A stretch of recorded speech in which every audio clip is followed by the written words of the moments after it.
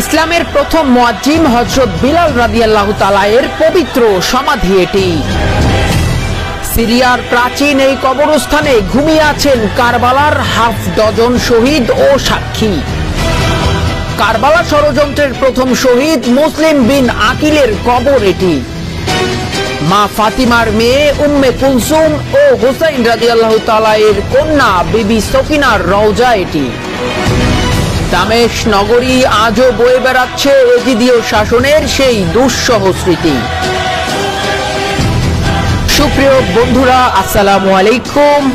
এটি হচ্ছে সিরিয়ার দামেস্কের বাব আল সাগির কবরস্থানের পাশ, অর্থাৎ এই কবরস্থানটির ভেতরেই বিখ্যাত এই কবরস্থান, ঐতিহাসিক এই কবরস্থানের ভেতরেই রয়েছে কারবালার 16 জন শহীদের কবর, যেখানে শায়িত রয়েছেন আমাদের প্রিয় নবী হযরত মুহাম্মদ সাল্লাল্লাহু আলাইহি সাল্লামের সাহাবী আব্দুল্লাহ ইবনে মাকতুম, আসমা বিনতে উমাইস, বিলাল ইবনে রাবাহ অর্থাৎ হযরত বিলাল রাদিয়াল্লাহু তাআলা এবং হযরত উবাই ইবনে কাব রাদিয়াল্লাহু তাআলা আনহু এবং মুয়াবিয়া রাদিয়াল্লাহু তাআলা আনহু এখানে শায়িত রয়েছেন।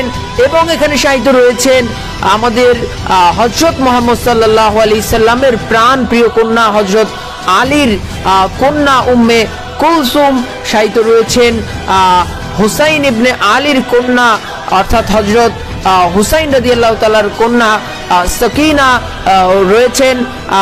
রয়েছেন অনেক এরকম অনেক সাহাবী এবং তাদের কন্যারা রয়েছে।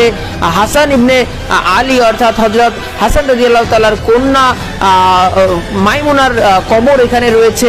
বন্ধুরা, আমরা কিন্তু সেই দৃশ্য মূলত দেখছি যেটি হচ্ছে সিরিয়ার দামেস্কের বাব আল সাগিরা নামক কবরস্থান, এবং এই কবরস্থানেই কিন্তু কারবালার 16 জন শহীদ বলা হয়ে থাকে, তারা কিন্তু এখানে রয়েছেন। এখানে শায়িত রয়েছেন হযরত হামিদা, যিনি হচ্ছে হযরত মুসলিম ইবনে আকিলের কন্যা, এবং জয়নাল আবেদিনের ছেলে আব্দুল্লাহ এখানে শায়িত রয়েছে। আমরা এখানকার যে পবিত্র এই সমাধিগুলো, এখানে কে কোন কবরে